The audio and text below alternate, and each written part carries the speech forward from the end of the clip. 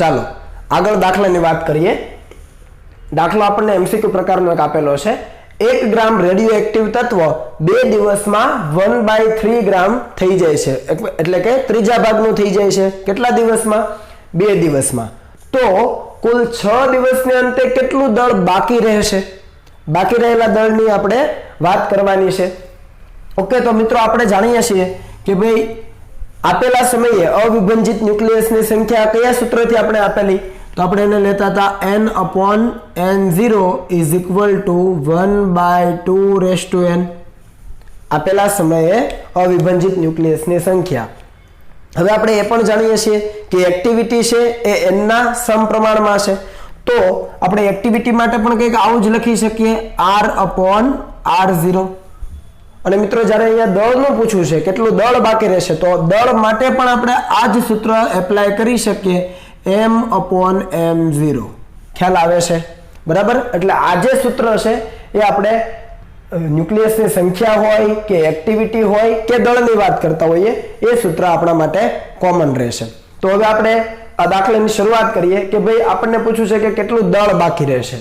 તો t સમયના અંતે અવિભાજિત ભાગ આપણે આવી રીતે લખી શકીએ, n/n0 મેં વાત કરી એમ m/m0 હવે જોજો આપણે દર વખતે શું લેતા હતા દરેક દાખલામાં કે ભાઈ શરૂઆતના દળ કરતા અડધું થઈ જાય અથવા શરૂઆતની સંખ્યા કરતા અડધી થઈ જાય, પણ અહીંયા શું કીધું છે? શરૂઆતનું જે દળ છે એના કરતા ત્રીજા ભાગનું થઈ જાય। તો આપણે એ રીતે પણ લખી શકીએ કે ભાઈ 1/3n। બરાબર છે? ત્રીજો ભાગ થઈ જાય છે તો એના માટે 1/3 આપણે લખી શકીએ આખા n। આપણે અત્યાર સુધી અડધા ભાગની વાત કરતા કે અડધું દળ થઈ જાય અથવા ન્યુક્લિયસની સંખ્યા અડધી થઈ જાય તો આપણે 1/2 લેતા હતા। આપણે 1/3 માટે લઈએ કે ત્રીજો ભાગ થઈ જાય તો શું? તો ફરીથી 1/3n કરી શકાય। એવી જ રીતે તો n શું હતું આપણી પાસે? તો કે આપેલો સમય છેદમાં તાવ 1/3। જોજો આપણે ત્રીજો ભાગ લીધો તો અહીંયા 1/3 લીધો, આપણે 1/2 લેતા તો અહીંયા 1/2 લેતા, તાવ હાફ। ખ્યાલ આવ્યો? અહીંયા 1/3 છે તો ત્યાં 1/3। t કેટલો આપેલો છે આપણને? તો કીધું છે કે 6 દિવસને અંતે 6 days। તો t છે આપણી પાસે 6 છે। તાવ 1/3 કેટલો આપેલો છે એટલે કે ત્રીજો ભાગ થવા માટે કેટલો સમય? જુઓ 1 ગ્રામ માંથી 1/3 ત્રીજો ભાગ થવા કેટલો સમય છે? તો કે 2 દિવસ। તો તાવ 1/3 શું થશે? 2 દિવસ। સમજ આવે છે સૂત્ર? 1/2 ની જગ્યાએ આપણે 1/3 લઈએ છીએ, ખોટું કશું નથી આની અંદર। અને 6/2 કરો તો n ની કિંમત મળી ગઈ 3, અને એ 3 તમે અહીંયા મૂકી દો તો 1/3 અને આખાની 3 ઘાત। તો 3 નો ઘન કેટલો થશે? 27, એટલે 1/27 આપણો જવાબ થશે। અને તમે MCQ જોશો તો ઓપ્શન નંબર એ સાચો છે, 1/27 ગ્રામ દળ બાકી રહેશે। ખ્યાલ આવે છે? બરાબર। આવી જ રીતે તમે ચોથો ભાગ આપ્યો હોય તો પણ લખી શકો 1/4n। તો અહીંયા શું લખવું પડે? તાવ 1/4। ખ્યાલ આવે છે? ઓકે, તો આ દાખલો આપણો ક્લિયર છે। ચાલો ત્યાર પછીનો એક દાખલો જોઈએ, ધ્યાન આપજો। એક રેડિયો એક્ટિવ તત્વ x નો અર્ધાયુ આપણને આપેલો છે 3 કલાક। x જે તત્વ છે રેડિયો એક્ટિવ તત્વ છે એનો અર્ધાયુ આપણને આપેલો છે 3 કલાક। એ રૂપાંતર પામીને સ્થાયી તત્વ y બનાવે છે। સ્થાયી તત્વ ક્યારે બનશે? જ્યારે આ x તત્વમાંથી અમુક ન્યુક્લિયસનું શું થશે? વિભાજન થશે। પછી એ x માંથી કયું તત્વ બનશે? સ્થાયી તત્વ y બનશે। આપણને કીધું છે કે x ના જન્મ પછી એટલે કે x જ્યારે નિર્માણ પામ્યું હશે પછી t સમયે x અને y ના ન્યુક્લિયસની સંખ્યાનો ગુણોત્તર આપણને આપેલો છે 1/15 છે। x અને y ના ન્યુક્લિયસની સંખ્યાનો ગુણોત્તર 1/15 છે। તો આ t સમય શોધવાનો કીધો છે। તો સૌથી પહેલી વાત તો એ કે આ જે x જે તત્વ છે રેડિયો એક્ટિવ તત્વ એ સૌથી પહેલા જ્યારે આપણે લઈએ ત્યારે શું હશે? અવિભાજિત ન્યુક્લિયસ હશે, કેમ કે જન્મ સમયની વાત કરીએ તો અવિભાજિત ન્યુક્લિયસ હશે। એમાંથી સ્થાયી તત્વ y બને છે। ક્યારે બનતું હશે? જ્યારે x છે વિભાજન પામતું હશે। તો જેટલા વિભાજન થઈ ગયા, જેટલા ન્યુક્લિયસ વિભાજન પામી ગયા, એ વિભાજન પામેલા ન્યુક્લિયસમાંથી કયું બનેલું હશે તત્વ? તો કે y તત્વ બન્યું હશે। એટલે અહીંયા મેં લખ્યું છે કે y છે એ વિભાજિત ન્યુક્લિયસ છે, કેમ કે x માંથી જે વિભાજન થયું એનું નિર્માણ શામાં થાય છે? y માં થાય। તો એને આપણે કહી શકીએ વિભાજિત ન્યુક્લિયસ। એટલે આપણા માટે બંને ક્લિયર છે કે x છે અવિભાજિત ન્યુક્લિયસ છે અને y છે એ વિભાજિત ન્યુક્લિયસ છે। હવે બંનેની અંદર કંઈક ન્યુક્લિયસની સંખ્યા બચી હશે આપેલા સમયે, તો એ આપણને કીધું છે કે આપેલા t સમયે એ ન્યુક્લિયસની સંખ્યાનો ગુણોત્તર કેટલો છે 1:15. x માં છે એ 1 હોય ત્યારે y માં કેટલા હોય 15 હોય. તો આપણે લખી શકીએ રકમ ઉપરથી કે x તત્વમાં ન્યુક્લિયસની સંખ્યા છેદમાં y તત્વમાં ન્યુક્લિયસની સંખ્યા ઇઝ ઇક્વલ ટુ 1/15. આને આપણે કહીએ સમીકરણ નંબર 1. હવે જોઈએ, જો પ્રારંભમાં અવિભાજિત ન્યુક્લિયસની સંખ્યાને આપણે ધારી લઈએ n0 હોય તો આપેલા t સમય પછી વિભાજિત ન્યુક્લિયસની સંખ્યાને આપણે શું કીધેલું છે y કીધું છે વિભાજિત ન્યુક્લિયસની, તો સંખ્યાને આપણે ny કહીએ તો n0 માંથી nx બાદ કરી દઈએ તો ny મળી જાય. ખ્યાલ આવે છે? ઓકે. અને આ ny ની કિંમત અહીંયા મૂકી દઈએ સમીકરણ 1 માં. જુઓ ny is equal two n0 minus nx. તો તમે જુઓ સમીકરણ 1 પરથી અહીંયા જોઈ શકો nx ના છેદમાં ny, તો nx ના છેદમાં ny એટલે n0 માઇનસ nx. તો કે nx ના છેદમાં n0 minus nx is equal two 1/15 તો છે જ, તો એ છે. તમે ગણતરી કર્યા પછી જો જવાબ લાવશો તો તમને nx ના છેદમાં n0 ની કિંમત મળી જશે 1/16. અને એને આપણે કોની સાથે સરખાવી શકીએ? 1/2n સાથે સરખાવી શકીએ. હા, સરખાવી શકાય. તો અહીંયા તમે 2 ને શું લખી શકાય? 2 ની 4 ઘાત. તો n ની કિંમત શું થશે? 4 મળશે. ખ્યાલ આવે છે? પણ આપણને શું પૂછ્યું છે? આપણને પૂછ્યું છે કે તો t નું મૂલ્ય સમય કેટલો હશે? તો જરૂરી સમય આપણે લખી શકીએ t is equal to n time અર્ધાયુષ્ય સમય. n ની કિંમત આપણે મેળવી છે 4 ટાવ હાફ. કેટલો આપેલો છે અર્ધાયુ? 3 કલાક. તો અહીંયા કિંમત મૂકી દો 4 તરી 12 કલાક. એટલે આપણને જરૂરી સમય મળશે 12 કલાક. એ 12 કલાકના અંતે x અને y ના ન્યુક્લિયસની સંખ્યાનો ગુણોત્તર 1:15 હોય. તો એ આપણો જવાબ થયો 12 કલાક. ઓકે.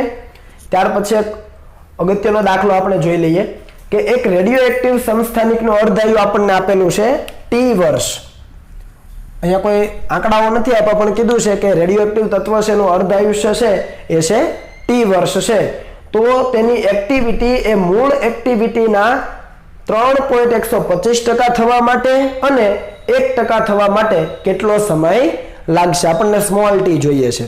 મૂળ એક્ટિવિટી કરતા નવી એક્ટિવિટી આટલી થવા માટે કેટલો સમય લાગશે? આપણે પહેલાની વાત કરીએ 3.125% એક્ટિવિટી થવા માટે કેટલો સમય લાગે? તો t સમયના અંતે આપણે શું લખી શકીએ? તો કે એક્ટિવિટી માટે r/r0 લખી શકીએ. સૂત્રની વાત કરી છે is equal two 1/2n. Clear છે? એક્ટિવિટી માટે હોય ત્યારે એક્ટિવિટીને લાગુ પાડીશું આપણે, જ્યાં n ની કિંમત આપણે જાણીએ છીએ. ઓકે. આ r/r0 ખરેખર કેટલા ટકા કીધા છે? 3.125%. તો 3.125 અને ટકા માટે છેદમાં 100 કરી દઈએ એટલે ન્યુમેરિકલ વેલ્યુ મળી જાય આંકડાકીય is equal two 1/2n. Okay. અને તમે જ્યારે આ ભાગાકાર કરશો 100 ભાગ્યા 3.125 કરજો. કેટલા કરવાના? 100 ભાગ્યા 3.125. તો છેદમાં 32 આવશે. ઊંધો ભાગાકાર, છેદ ભાગ્યા અંશ. તો છેદમાં 32 અને 32 ને શું લખાય? 2 ની કેટલી ઘાત? 5 ઘાત. સરખાવો, આધાર સરખો તો n ઇઝ ઇક્વલ ટુ 5. મળી ગઈ n ની કિંમત. એકવાર n ની કિંમત મળી ગઈ, હવે ઈઝી છે આપણા માટે કે t is equal to n time tau half. n કેટલો મળ્યો? 5 મળ્યો. ટાવ હાફ અર્ધાયુષ્ય કેટલો આપ્યો છે? કેપિટલ T વર્ષ. તો કેપિટલ T તો 5 ઇન્ટુ કેપિટલ T વર્ષ થાય. એક્ટિવિટી એ મૂળ એક્ટિવિટીના 3.125% થવા માટે લાગતો સમય કેટલો છે? જરૂરી સમય 5 ઇન્ટુ કેપિટલ T વર્ષ છે. ઓકે. ચાલો બીજું પૂછવું છે કે એક્ટિવિટી એ મૂળ એક્ટિવિટીના 1% થવા માટે કેટલો સમય લાગશે?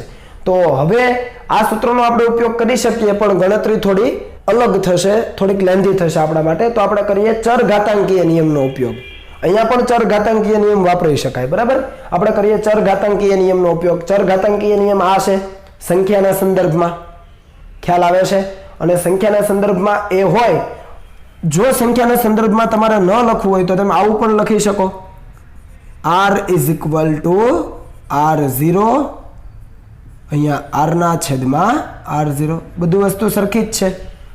આપણે એક્ટિવિટીની વાત કરીએ છીએ તો r ના સંદર્ભમાં લખીએ તો r/r0 is equal to e to minus lambda t. આપણને આ t જોઈએ છે. ઓકે. સમય જોઈએ છે. તો r/r0 કેટલા ટકા કીધું છે? 1% થવા માટે. તો 1/100 થશે is equal to e to minus lambda into t. Clear? આને તમે છેદમાં લખી શકો, 1/e⁻t લખી શકો, લખી શકાય. અને પછી અંશ છેદને ઉલટાવો તો 100 = e+λt થઈ જાય. ક્લિયર? આપણે અગાઉ પણ આવી વાત કરેલી છે, આવા દાખલાઓ જોયેલા છે. તો અહીંયા એક્સપોનેન્શિયલ ને દૂર કરું, ઈને દૂર કરું તો અહીંયા ડાબી બાજુ શું આવે? ln લાગે, નેચરલ લોગ. તો ln 100 = λ * સ્મોલ t. અને આપણને સ્મોલ t જોઈએ છે, કરતા બનાવો તો ln 100 છેદમાં λ થઈ જવાનું. ઓકે, ln 100 ને શું લખી શકાય લોગના સંદર્ભમાં? તો કે 2.303 ગુણ્યા log 100. ખ્યાલ આવે છે? ln 100 ને શું લખી શકાય? 2.303 ગુણ્યા log 100 અને છેદમાં λ એટલે 0.693 divided by tau half. Ready? Okay, છેદનો છેદ ક્યાં જશે? અંશમાં જાય તો tau હાફ છે ઉપર જશે. તો t = 2.303 into log 100 કેટલા થાય? 2 થાય. log 100 નો જવાબ છે 2, તો એ 2 લખેલા છે અને આ tau હાફ ઉપર જશે તો tau હાફ ગુણાકારમાં છેદમાં 0.693. ક્લિયર છે? ઓકે, આ tau હાફની કિંમત આપણી પાસે છે કેટલી છે? અર્ધાયુ કેપિટલ T વર્ષ. તો કેપિટલ T અહીંયા મૂકી દીધા છે, બાકીની વસ્તુ એઝ ઇટ ઇઝ છે. ગણતરી કરો અને જવાબ લાવો તો તમને જવાબ મળી જશે સમયનો 6.646 into કેપિટલ T વર્ષ. એટલે એક્ટિવિટી એ મૂળ એક્ટિવિટીના 1% થવા માટે કેટલો સમય લાગે? તો કે આટલો સમય લાગે, 6.646 into કેપિટલ T વર્ષ. ઓકે, તો આ રીતે છે આપણે એક્ટિવિટી આપેલી હતી અને બે અલગ અલગ મેથડથી છે એ આપણે સમયની ગણતરી કરી શકીએ.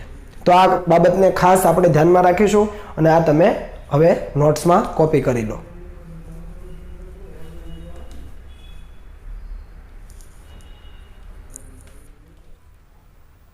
ચાલો આગળ વધીએ. આપણી પાસે દાખલો છે, આલ્ફા તથા બીટા ક્ષય માટે એક રેડિયો એક્ટિવ તત્વના અર્ધાયુ અનુક્રમે 4 વર્ષ અને 12 વર્ષ આપેલા છે. આલ્ફા ક્ષય માટે 4 વર્ષ આપેલો છે અને બીટા ક્ષય માટે 12 વર્ષ આપેલો છે. તો 12 વર્ષ પછી કુલ એક્ટિવિટી એ મૂળ એક્ટિવિટીના કેટલા ટકા થશે? આપણને કોઈ આપેલા સમય પછી એક્ટિવિટી શોધવાનું કીધેલું છે. ઓપ્શન પણ આપણને આપેલા છે. બરાબર? તો મિત્રો તમે રકમમાં જોઈ શકો કે રેડિયો એક્ટિવ તત્વ એક જ છે પણ એની અંદરથી બે પ્રકારના ક્ષય થાય છે, એક આલ્ફા ક્ષય અને બીજો બીટા ક્ષય, અને બંનેના આપણને અર્ધાયુ પણ આપી દીધા છે.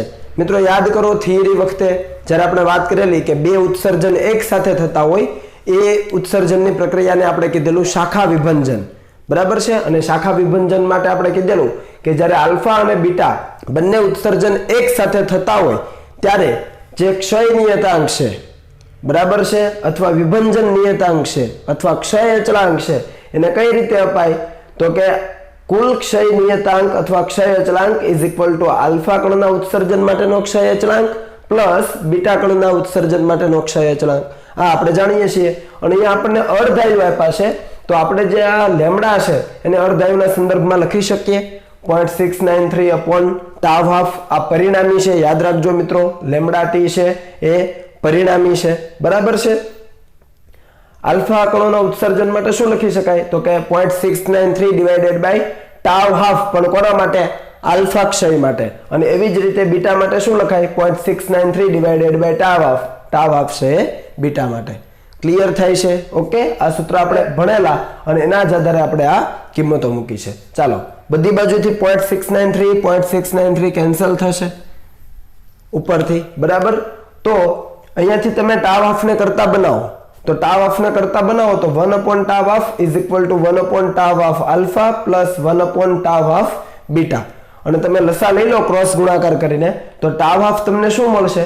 તો કે tau half alpha into tau half beta, બંનેનો ગુણાકાર છેદમાં બંનેનો સરવાળો. બરાબર? ઈઝી છે. tau હાફ આલ્ફા, આલ્ફા કણોના ઉત્સર્જન માટે અર્ધાયુ કેટલો આપેલો છે ભાઈ? 4 વર્ષ આપેલો છે, 4 મૂકી દીધા. બીટા માટે કેટલો આપ્યો છે? 12 વર્ષ, 12 પણ મૂકી દીધા છેદમાં સરવાળો. બરાબર છે? એટલે 12 ચોકો 48 ના છેદમાં 12 ને પ્લસ 4 16, તો 16 તરીને 48. તો આપણને પરિણામી જે અર્ધાયુ છે બંનેના ઉત્સર્જનનો પરિણામી અર્ધાયુ એ આપણને મળી જશે. કેટલો છે? 3 વર્ષ છે. ક્લિયર? ચાલો એ કામ આપણા માટે પૂરું થયું. આપણને પૂછ્યું છે કે 12 વર્ષ પછી આપણને સ્મોલ ટી સમય આપી દીધો છે 12 વર્ષ, એ 12 વર્ષ પછી કુલ એક્ટિવિટી એ મૂળ એક્ટિવિટીના કેટલા ટકા થઈ જશે એવું આપણને પૂછ્યું છે. તો આપણે જાણીએ છીએ મિત્રો કે ટી સમયના અંતે એક્ટિવિટી કયા સૂત્રથી આપી શકાય? તો સૂત્ર છે આપણી પાસે n/n0 = r/r0 = 1/2 આખાની n ઘાત. જ્યાં n ની કિંમત આપણે જાણતા હતા, યાદ કરો, સ્મોલ ટી સમયના છેદમાં અર્ધ આયુષ્ય. જ્યાં સમય આપણને આપેલો છે કેટલા વર્ષ પછી ભાઈ? 12 વર્ષ પછી. તો t = 12 અને ટાવ હાફ જે મિશ્રણનો પરિણામી અર્ધાયુ હતો એ તો આપણે મેળવ્યો છે 3 વર્ષ, એ પણ અહીંયા મૂકી દીધો છે. તો 12/3 કરો એટલે 4 જવાબ મળી ગયો. તો n ની કિંમત આપણને મળી જાય છે 4 છે. ચાલો, આપણને પૂછી છે એક્ટિવિટી, તો r/r0 અહીંયાથી શું લખાય? 1 ની n ઘાત તો 1 જ રહેવાનું છે, છેદમાં 2 ની n ઘાત, તો 2 ની n ઘાત, અને n ની કિંમત આપણને મળેલી છે 4, મૂકી દો. 2 ની 4 ઘાત કેટલી થાય? 16 થાય, તો 1/16. ક્લિયર? ચાલો, તો આટલી છે એ એક્ટિવિટી આપણને જે પૂછી છે એ આપણને મળશે. પણ આપણને પૂછી છે કેટલા ટકા થશે. આપણે જ્યારે ટકાવારીની વાત કરતા હોઈએ ત્યારે શું કરવું પડે? બંને બાજુ ગુણાકાર કરી દેવાનો 100% વડે. તો r/r0 × 100. ક્લિયર? ડાબી બાજુને 100 વડે ગુણો તો જમણી બાજુને પણ 100 વડે ગુણવા પડે. 1/16 તમે ભાગાકાર કરો અને ગુણ્યા 100% કરો એટલે અંતિમ જવાબ તમને મળી જાય 6.25%. તો 12 વર્ષ પછી કેટલી એક્ટિવિટી થઈ જશે? તો એ થઈ જશે 6.25%. તો આ આપણો જવાબ છે. બરાબર? એટલે કઈ મેથડથી આગળ વધવાનું છે એ ખાસ યાદ રાખજો. ચાલો આગળ વધીએ આપણે. એક્ટિવિટી આધારિત એક દાખલો આપણે જોઈ લઈએ. બરાબર? જુઓ, દાખલો આપેલો છે આપણને. આ વધારાનો દાખલો છે, ઉદાહરણ કે સ્વાધ્યાયનો નથી, ધ્યાન આપજો. જેમના ક્ષય નિયતાંકો અનુક્રમે 0.1 ડે ઇનવર્સ તથા 0.2 ડે ઇનવર્સ છે તેવા બે તત્વો A અને B ના મિશ્રણમાં પ્રારંભમાં A ની એક્ટિવિટી એ B ની એક્ટિવિટી કરતા 3 ગણી છે. બે પદાર્થો આપેલા છે મિત્રો, A અને B, એનું મિશ્રણ કરેલું છે. એના જે A પદાર્થ માટેનો ક્ષય નિયતાંક છે એ 0.1 ડે ઇનવર્સ છે અને B માટે છે એ 0.2 ડે ઇનવર્સ છે. અને સાથે આપેલું છે કે મિશ્રણમાં પદાર્થ A ની એક્ટિવિટી એ પદાર્થ B ની એક્ટિવિટી કરતા 3 ગણી છે. આટલો ડેટા આપણી પાસે છે. તો આપણને શું કીધું છે? કીધું છે કે જો મિશ્રણની પ્રારંભિક એક્ટિવિટી, શરૂઆતની એક્ટિવિટી આપી દીધી છે 2 મિલીક્યુરી હોય, 2 મિલીક્યુરી પ્રારંભની એક્ટિવિટી હોય, તો 10 દિવસ પછી મિશ્રણની એક્ટિવિટી કેટલી થશે? શરૂઆતની આપી છે અને 10 દિવસ પછીને આપણને જોઈએ છે. જુઓ, સૌથી પહેલા જે રકમમાં આપ્યું છે આપણે લઈ લઈએ. તો રકમમાં શું આપેલું છે? પદાર્થ A ની એક્ટિવિટી આપણને પદાર્થ A નો ક્ષય નિયતાંક આપણને આપેલો છે 0.1 ડે ઇનવર્સ. એવી જ રીતે પદાર્થ B માટે આપણને ક્ષય નિયતાંક આપ્યો છે 0.2 ડે ઇનવર્સ. અને આજે લખેલું છે કે પ્રારંભમાં A ની એક્ટિવિટી B ની એક્ટિવિટી કરતા 3 ગણી છે. તો A ની એક્ટિવિટીને આપણે શું કહીએ? I0. જુઓ, અહીંયા એક્ટિવિટીને R ના બદલે હું I0 કહું છું શરૂઆતમાં. બરાબર? આ શરૂઆતની એક્ટિવિટી છે એટલે I0 પણ A માટે અને I0 B માટે. તો એની એક્ટિવિટી B કરતા 3 ગણી છે. તો આ શરત બરાબર છે. ક્લિયર? એની એક્ટિવિટી એ B ની એક્ટિવિટી કરતા 3 ગણી છે. રકમ આધારિત જ આપણે આ ડેટા લખેલો છે. આગળ વધીએ. T બરાબર 0 સમયે મિશ્રણની એક્ટિવિટી શું થાય મિત્રો? તો બંનેની એક્ટિવિટીનો સરવાળો. આ વાત પણ આપણે શાખા વિભંજન વખતે કરેલી છે. બરાબર છે? R = R1 + R2, પણ R ની જગ્યાએ આપણે I0 લઈએ છીએ શરૂઆતમાં. તો મિશ્રણની કુલ એક્ટિવિટી I0 કેટલી થશે? તો કે એની એક્ટિવિટી શરૂઆતમાં પ્લસ B ની એક્ટિવિટી, શરૂઆતમાં બંનેની એક્ટિવિટીનો સરવાળો, કેમ કે T બરાબર 0 સમયની વાત છે. ઓકે, એની એક્ટિવિટી કેટલી છે મિત્રો? જુઓ, B ની એક્ટિવિટી કરતા 3 ગણી છે. તો મૂકી દો કિંમત. એની એક્ટિવિટી એ B ની એક્ટિવિટી કરતા 3 ગણી છે. અહીંયા હું આ રીતે લખી શકું, 3 ને આપણે 12 લખી લઈએ તો 3/12 છે. બરાબર છે? આ જે જવાબ છે એ સામેથી ઉઠાવીને અહીંયા મૂક્યો છે અને B ની એક્ટિવિટી તો એઝ ઇટ ઇઝ છે. ક્લિયર? ચાલો, તો 3 + 1 એટલે કેટલી થવાની? 4 ટાઈમ B ની એક્ટિવિટી. 4 ટાઈમ B ની activity is equal two I0. I0 શું છે? મિશ્રણની પ્રારંભિક એક્ટિવિટી કેટલી છે ભાઈ? 2 મિલીક્યુરી છે. તો આ જે I0 છે એને મેં 2 મિલીક્યુરી મૂક્યો છે અને અહીંયા 3 + 1 4 ઇન્ટુ બીની એક્ટિવિટી શરૂઆતમાં. બીની એક્ટિવિટી કેટલી મળે? 2 ભાગ્યા 4 કરો એટલે 0.5 મળે, પણ 2 મિલી ક્યુરીમાં હતા તો બીનો જવાબ આપણને મળી ગયો છે 0.5 મિલી ક્યુરી. 0.5 મિલી ક્યુરી. અને આ બીની એક્ટિવિટી તમે અહીંયા મૂકી દો, 0.5 અહીંયા મૂકી દો તો 3 ગુણ્યા 0.5 1.5 કોની એક્ટિવિટી મળી? એની એક્ટિવિટી પ્રારંભમાં. તો જુઓ એની એક્ટિવિટી પ્રારંભમાં કેટલી? I0A is equal to 3 time બીની એક્ટિવિટી, જે આપણે અહીંયા શરત હતી. મૂકી દો કિંમત એટલે એની એક્ટિવિટી તમને પ્રારંભની મળી ગઈ 1.5 મિલી ક્યુરી. બંનેનો સરવાળો લઈ લો, 1.5 પ્લસ 0.5 ફરીથી 2 મિલી ક્યુરી મળી જાય છે. ક્લિયર થાય છે? શું કર્યું આપણે? જે ડેટા આપેલો એ મુજબ એના ઉપરથી આપણે બંનેની એક્ટિવિટીનો સરવાળો લીધો શરૂઆતમાં, અને એની એક્ટિવિટી કેટલી છે શરૂઆતમાં અને બીની એક્ટિવિટી કેટલી છે શરૂઆતમાં એ આપણે શોધી લીધું. હવે આપણું અગત્યનું કામ શરૂ થાય છે. આપણને પૂછ્યું છે કે તો 10 દિવસ પછી મિશ્રણની એક્ટિવિટી કેટલી હશે? તો 10 દિવસ પછી મિશ્રણની એક્ટિવિટી લેવી હોય તો એની એક્ટિવિટી અલગથી ગણવી પડે, બીની એક્ટિવિટી પણ અલગથી ગણવી પડે, પછી બંનેની એક્ટિવિટીનો શું કરવો પડે? સરવાળો કરવો પડે. ઓકે, તો આપણે ટી સમય પછી એની એક્ટિવિટી, ટી સમય આપણે જાણીએ 10 દિવસ. ક્લિયર? તો ટી સમયે એની એક્ટિવિટી કયા સૂત્રથી અપાય? આપણે જાણીએ છીએ ચરઘાતાંકીય નિયમ કે એની એક્ટિવિટી ટી સમયે ઇઝ ઇક્વલ ટુ શરૂઆતમાં એની activity into e raise to minus lambda T. પણ લેમડા કોનો?